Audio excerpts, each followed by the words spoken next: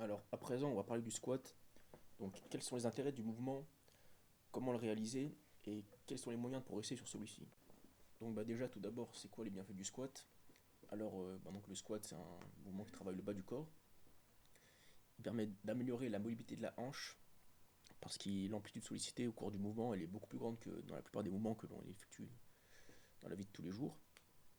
Il permet aussi une réduction du risque de blessure au genou parce qu'on améliore la force des muscles stabilisateurs du genou tels que le quadriceps ou les ischio-jambiers.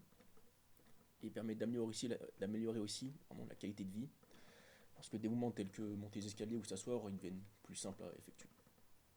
Alors ensuite, les principaux groupes musculaires travaillés pour le squat, c'est les quadriceps, les fessiers et les ischio-jambiers.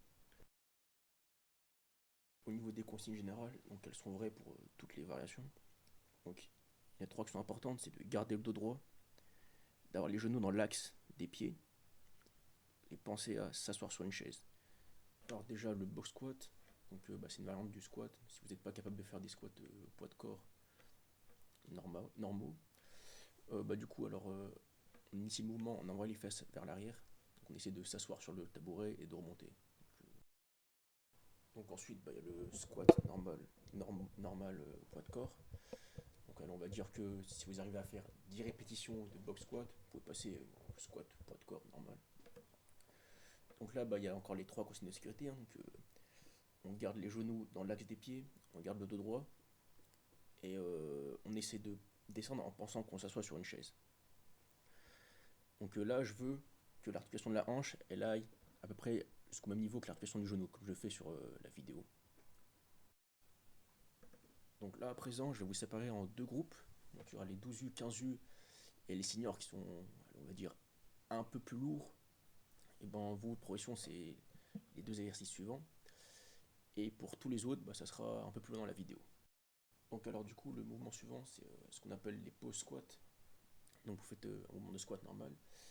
Et au moment où la hanche elle arrive à la même hauteur que le genou, vous faites une pause ça peut être de 5 secondes, 10 secondes, en fait autant que vous voulez, et vous remontez.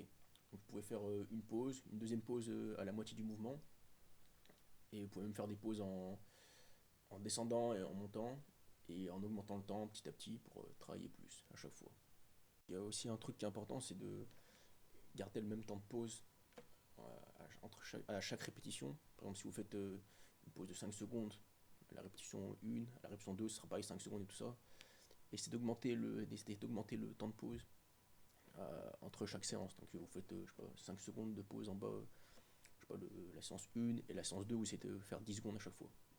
Alors à présent, on va s'occuper de l'autre groupe, ce sera plus les 18U, les seniors, et peut-être certains 15U que j'aurais autorisé.